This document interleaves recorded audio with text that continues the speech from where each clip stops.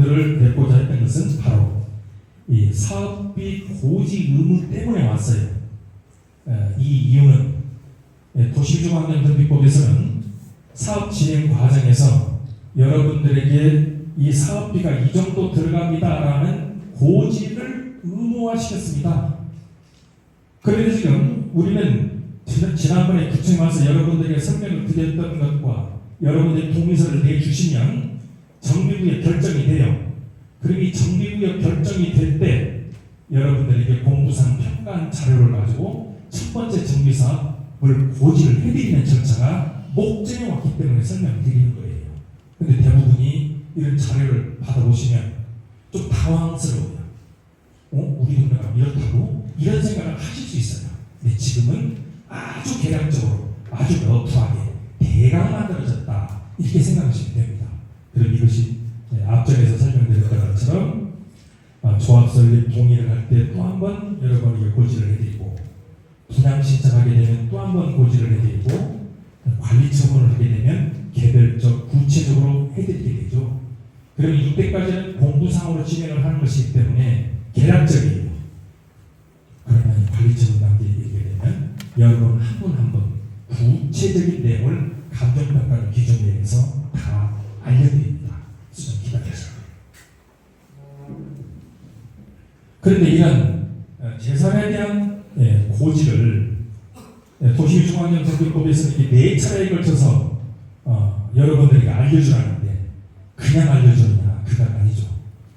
반드시 감정평가를 해서 그 감정평가의 금액을 가지고 여러분들에게 알려주라는 거예요. 근데 지금 여러분들이 가장 관심 있는 것은 내 집 감정평가가 어떻게 될까라고 고민을 해요. 자, 그런데 정비사업을 진행하면서 감정평가는 이렇게 많이 합니다. 여기서 주요 감정평가고 또 더 많이 있어요. 이번에 우리 지역이 정비구역 결정이 고시가 되면 여기에서 평가를 한번 하게 되는데 이때는 서류만 놓고 탁상감정해요. 그리고 조합 설립이 되게 되면 또 한 번 탁상감정할 거예요. 변화가 어떻게 되는지 봐야 되겠죠. 그러고 나면 여기서 국공유지에 대한 평가를 한 번 더 합니다. 그 이유는 우리 지역의 정비 기반 시설을 짓고 나면 또 그것을 지어서 만들어서 내놓아야 될 텐데 우리 땅이 얼마인지 정확히 알아야 다음에 국가로부터 받을 거 아니에요. 그래서 우리 재산 지키려고 국공유지에 대한 평가해요. 그래서 사업 시행료가 되고 나면 이때 여러 번 평가를 합니다. 근데 이제 우리 조합원님들 중에서 주판을 빨리 놓는 분들이 여기에서 계산을 해서 조합원 가격이 이것이라고 얘기를 해요. 아니에요. 이 가격이에요. 이 가격 아니에요. 그래서 너무나 섣불리 이렇게 얘기하지 마시라는 거예요. 그리고 관리처분을 놔두고 새로 지어질 아파트에 대한 평가를 하게 되고, 분양 신청을 하지 않은 분이 보통 조합이 3% 정도 됩니다. 이 사람들 보상하기 위해서 평가를 하고, 그리고 법인세를 좀 낮출 목적으로 법인세 산정 기준을 정하기 위한 평가를 합니다. 그런데 이런 평가를 진행을 하는 것은 목적이 있죠. 그것은 공정한 분배를 목적으로 합니다. 무슨 얘기냐면 현재 우리 동네 전체 재산이 이만하다고 할게요. 이게 종전평가입니다.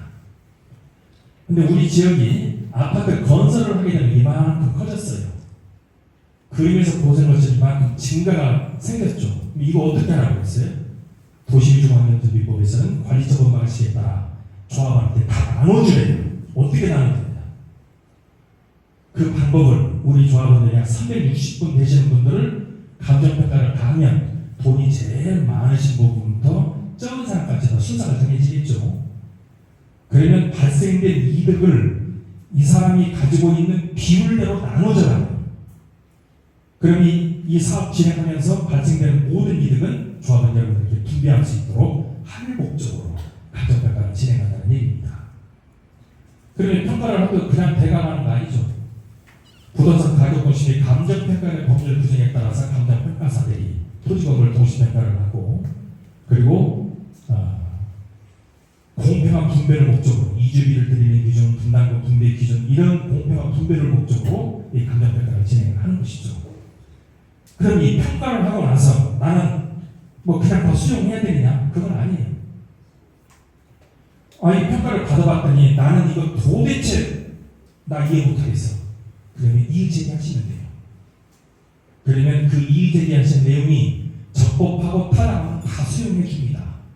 그래서 지금까지 진행되었던 모든 정비사업 조합들이 사업이 원만히 성공적으로 진행이 된 거예요. 우리도 이렇게 진행할 겁니다. 자, 가격에 대해서 한번 볼까요? 내 딸이 이 세상에서 제일 이쁠 겁니다. 마찬가지로 지금 내가 살고 있는 집이 제일 좋아요. 내 집 얼마 주면 할게. 요거까지요. 이 매매되지 않습니다. 그 다음까지 시세까지요. 예를 들어서 강남역 뉴욕제가 개편 한 평에 5억, 그 시세예요. 팔리는 가격은 아니죠. 다음이 부동산에서 매매가 되는 거래가가 되고 그 다음 가격이 감정가격입니다. 다음에 이제 공시지가는 세금 때문에 만들어졌다면 이 감정가는 목적가격이라고 얘기를 하죠. 이 목적가격이라고 하는 얘기는 이렇습니다. 예를 들어서 내가 나이키 대리점을 한다고 가정할게요. 그러면 똑같은 내 부동산도 나이키 본사에서 평가를 하게 되면 평가 금액이 아주 높아요. 지원금, 후원금, 장려금 뭐 이런 이름을 붙여서 물건을 밀어주기 위해서 평가 금액이 아주 높아요. 장사 잘하고. 그런데 똑같은 부동산을 은행에 가서 평가를 하면 짜들어집니다. 왜? 빚 안 갚을까봐. 이렇게 평가하잖아요. 그래서 감정평가는 목적가격이라고 얘기를 하고 있고, 정비사업 목표는 원주민 100%가 재정착 하는 것을 목표로 하고 있고, 이 내용은 이명박 정부에서부터 그때부터 원칙이 발표가 되고 지금까지 지켜지고 있어요. 우리도 이렇게 진행합니다.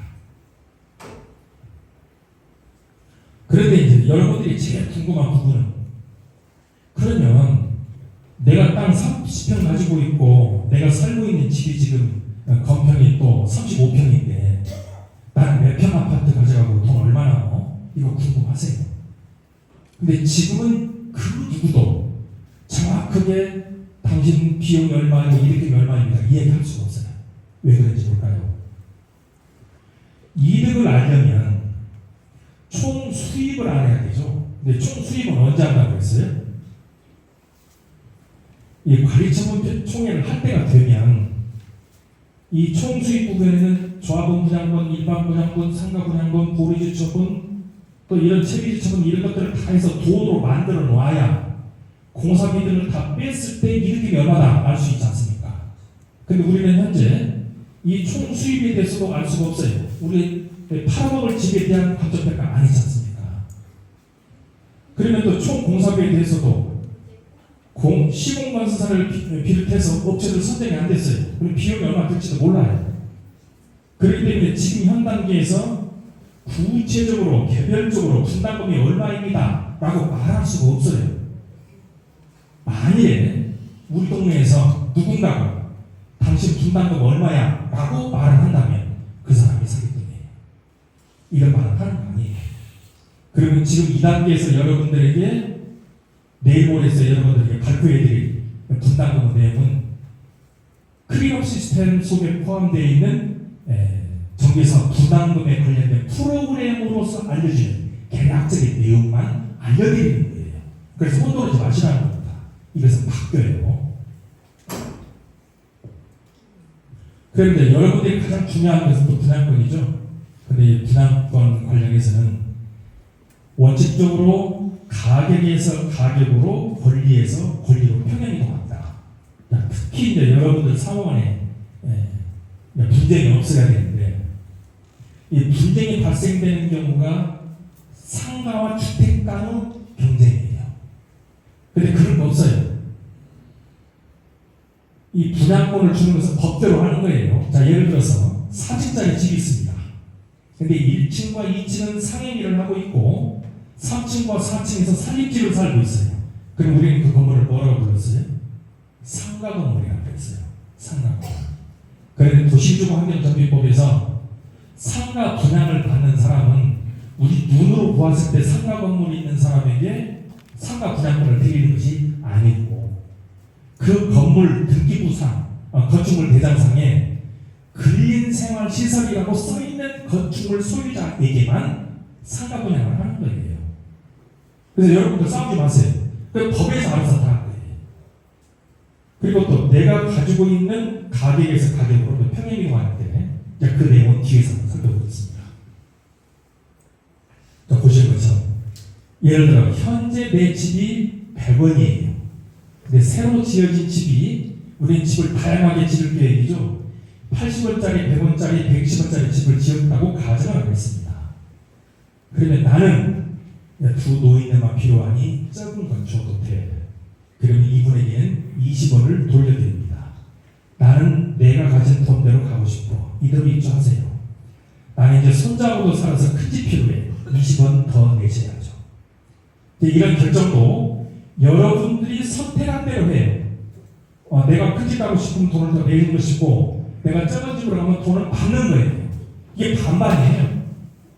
이게 반반이에요. 그래서 지금 현재 사업을 진행을 하면서 돈을 뺏겼다, 빼앗겼다 뭐 이런 거 없어요. 여러분들이 선택한 대로 모두 분할처분 해드립니다. 그리고 이 사업은 재건축과 다르게 재개발 사업은 토지를 가진 사람도 분할권이 있고 건물을 가진 사람도 분할권이 있고 토지 건물을 가진 사람도 분할권이 다 있습니다. 조건은 우리 구역에 사시는 분들에 한해서. 그리고 정비구역 결정이 굉장히 중요한 거예요. 이 결정이 딱 되면 그 외 땅에 있는 사람은 분할권 안 줘요. 그러면 이 분할권을 받는 것과 안 받는 것과 차이는 뒤에서 오겠습니다. 우리 동네도 한번 볼까요? 아마 그랬을 것 같습니다. 처음에 우리 동네도 초가집이 들어왔다가 슬레이트 집으로 바뀌어서 기아집이 먼저 들어오고 양옥집을 짓다가 다가구 다세들어오며 변집이 되어 왔죠. 근데 이 사업은 주택재개발 정비 사업입니다. 따라서 주택을 소유한 사람들에게는 원칙적으로 분할권 한계를 가지게 해요. 단독이나 다가구는 원칙적으로 한 사람 소유이기 때문에 하나의 분할권을 드리죠. 다세대는 분할 등기된 수만큼 분할 개수가 나오게 되죠. 여기서 조심해야 될 것은 전환 다세대입니다. 이거 제가 조심해야 될 것이라고 말씀을 드리는 건 여러분들께서도 이 정도 사업이 진행을 하기 위해서 준비할 단계가 되면 이 사업을 누군가는 끌고 가고 있고 내가 끌려간다가 아니에요. 이제는 내가 현재 가지고 있는 내 이 재산을 가지고 내 포트폴리오, 내 재산 정식을 어떻게 할 수 있을지 고민을 할 때가 된 거예요. 그럼 여러분들도 투자를 하러 갈 사람이 있어요. 그럴 때 조심해야 될 게 이 전환 다세대예요. 왜 그러냐면 단독이나 다가구나 다세대나 밖에서 보면 똑같아요. 똑같은 모양이에요. 그런데 어떤 것은 단독이고 어떤 것은 다세대고 어떤 것은 또 다가구고 어떤 것은 전환 다세대라고 되어 있습니다. 그럼 이 전환 다세대란 뭐냐면 다가구 주택을 쪼개기 하는 것을 전환 다세대라고 얘기를 해요. 근데 이것을 어떻게 구별해요? 그것은 건축물 매장 맨 오른쪽에 보면 전환 다세대라고 써놨어요. 근데 여기서는 한 가지 더 조심해야 됩니다. 권리 산정, 다시 말해서 정비구역 결정 고시가 된 날 전에 짜여져 있으면 이 분할권이 있어요. 근데 정비구역 결정이 된 다음에 이것을 빠개놨다? 물딱지예요. 그래서 여러분들이 혹시 다른 곳에 가서 물건을 구입하게 될 때는 이 건축물이 전환 다세대일 경우에 권리 산정일도 보셔야 되고 건축물 대장상에 전환대서라고 써있는지 꼭 확인해야 돼요. 이 물딱지상에 분할권 없는 거예요. 법에서 그렇게 정하고 있어요. 그래서 이런 부분도 분할권에 관련해서 기회가 되면 상상에 별도 시간을 한번 가질 생각입니다. 근데 과거에 토지만 가진 경우에 그 3등분으로 나눠서 분할권을 줬어요. 그래서 90평방미터 이상 되는 사람들은 모두 분할권을 줬고 30에서 90에 해당되는 사람들은 도로가 아니한 전 세대가 집이 없는 경우에 조건을 붙여서 분할권을 해줬죠. 30제곱미터 미만은 다 현금 청산했습니다. 그러면 여기 관련해서 웃지 못할 일이 제1차 뉴타운이 시작이 될 때 도시주거환경정비법에서는 땅 가진 사람도 분할권을 주고 주택 가진 사람도 분할권을 주며 땅이 빠개져 있어도 분할권을 준다더라. 그러다 보니까 700명 정도 되었던 조합원이 2,100명으로 늘어났어요. 그래서 이제 적은 토지 가진 사람들 분할권 안 드립니다. 그랬더니 다시 합판하고 난리가 난 거죠. 이런 웃지 못한 일도 있었습니다. 그래서 여러분 이 부분도 자세히 보시고 아마 우리 조합의 경우에는 토지의 소유권이 합산 90평방미터 이상이 되어야 분양권을 주는 쪽으로 결정이 될 걸로 예측이 됩니다.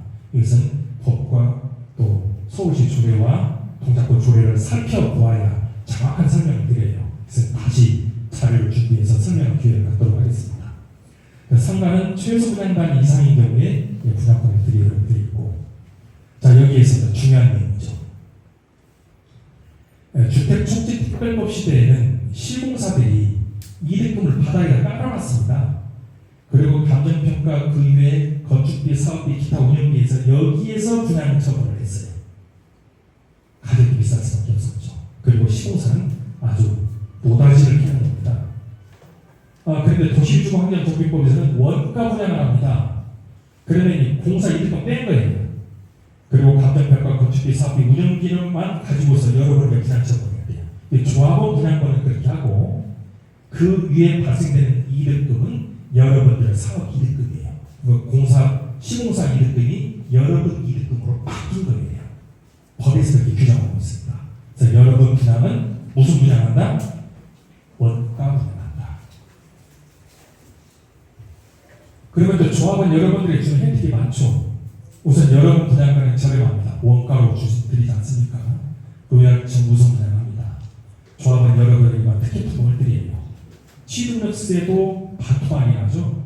특히 부가가치세 같은 경우에는 조합원으로서 국민주택 규모 이하의 분양을 받아가실 경우 부가가치세 면제되죠.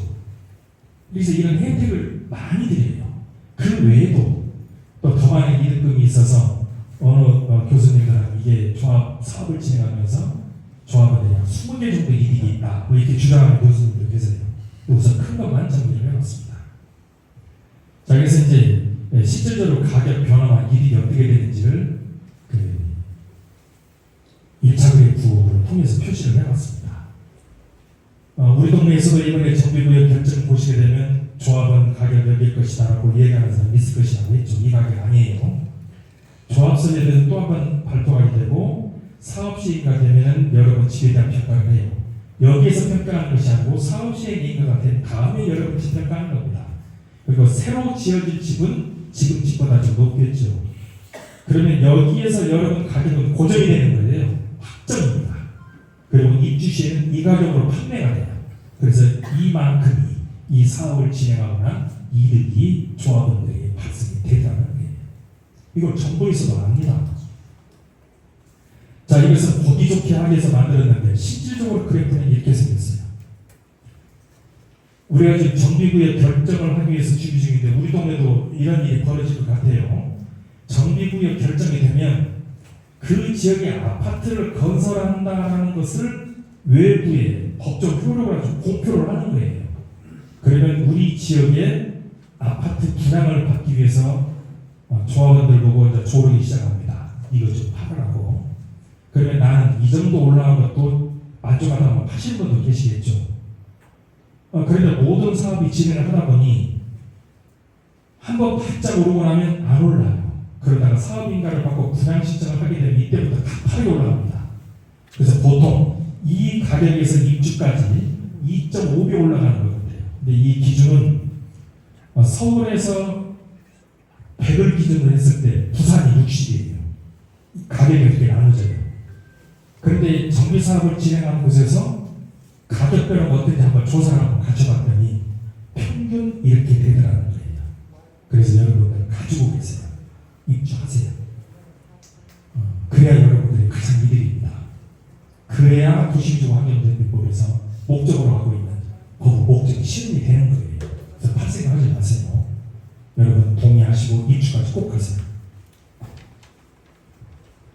자, 이 부분은 여러분들한테 투기를 하라고 얘기 드리는 건 아니에요. 다른 지역에서 특히 서울 지역에서 이런 재개발 정비 사업을 진행하면서 재산 정식을 이렇게 하더라. 그 예를 들어서 얘기를 한 거예요.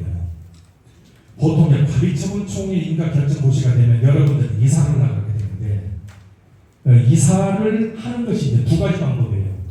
하나는 순환재 개발이라고 해서 임대아파트를 지어놓은 데 가서 살고 계시다가 집지면 돌아오세요 라는 방법이 하나 있고, 또 하나는 이주비를 드릴 테니 편리한 곳에 가서 사시다가 집이 다 지어지면 돌아오세요 라는 방법이 있어요. 근데 대부분은 서울 같은 경우에는 이주비를 지원을 해주는데 감정평가 금액의 60%는 법으로 보장되어 있고 조합이 알파를 준비하는 경우가 있습니다. 그런데 이 이주 비용에 관련된 것은 사업비에 해당이 돼서 여러분들이 돈을 누구한테 빌리면 이자가 발생이 되지 않습니까? 그런데 내가 직접 내는 것이 아니고 조합에서 사업비를 내줘요.